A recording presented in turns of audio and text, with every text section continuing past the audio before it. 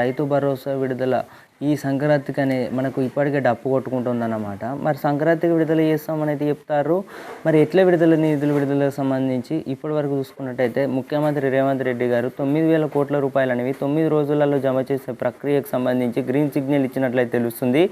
ఈ నెల 13 నుంచే రైతుల ఖాతాలో జమ అవుతాయని అయితే ప్రభుత్వం క్లారిటీ అయితే ఇవ్వడం అయితే జరిగిందనమాట. మరి రాష్ట్ర ప్రభుత్వం ఈ నెల 13 నుంచే అంటున్నారు. మరి చూద్దాం, దీనికి సంబంధించి మీరేమంటారు? రైతు సోదరులారా ప్రతి ఒక్కరికి తెలియజేయగలరన్నమాట. మీ యొక్క తోటి రైతులందరికీ కూడా ఈ యొక్క ఇన్ఫర్మేషన్ షేర్ చేయగలరు. రైతు భరోసా డబ్బులకు సంబంధించి ఇటీవల చూసుకున్నట్లయితే అసలు ఈ వారంలోనే మున్సిపల్ ఎన్నికల షెడ్యూల్ అనేవి విడుదల చేస్తారని నోటిఫికేషన్ చాలా వరకు అయితే అన్ని చోట్ల కూడా మనం చూసుకున్నట్టయితే ఇదే అంశం నడిచిందనమాట.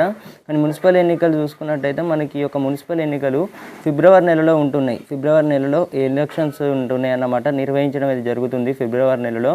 రైతులకు ఈ యొక్క ఇన్ఫర్మేషన్ షేర్ చేయగలరు. రైతు భరోసా డబ్బులు అనేవి అయితే ప్రభుత్వం విడుదల చేయడం అయితే జరుగుతుంది ఈ నెల 13 నుంచి వెళ్ళి. ఇప్పటికే సంక్రాంతికి విడుదల చేస్తామని అయితే మనకు అఫీషియల్ కన్ఫర్మేషన్ కూడా లీక్ చేయడం జరిగిందనమాట రాష్ట్ర ప్రభుత్వం.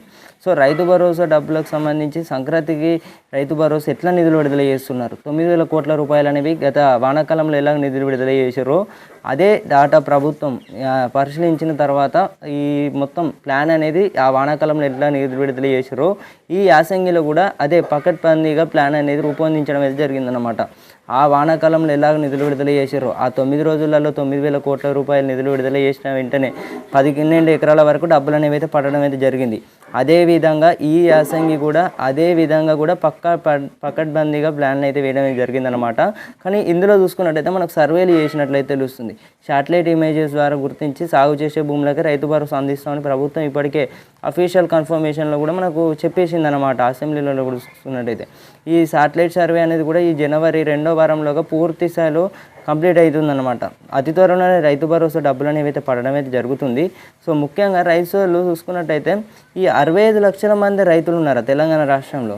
ఈ 65 లక్షల మంది సాగు చేస్తున్నారా తెలంగాణ రాష్ట్రంలో?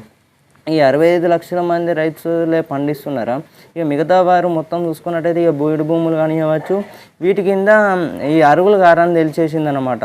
సో రైతు భరోసా విషయంలో మీరు ఏమంటారు? ప్రతి ఒక్కరైతే తెలియజేయగలరనమాట. ప్రభుత్వం విడుదల చేసిన వెంటనే మీ అందరూ కూడా మిస్ అవ్వద్దు అనుకుంటే మన యొక్క ఛానల్ని కొత్త వస్తున్నారు ప్రతి ఒక్కరైతే సబ్స్క్రైబ్ అయితే చేసుకొని గంట సింబల్లోకి అయితే ఆల్లో పెట్టుకోండి.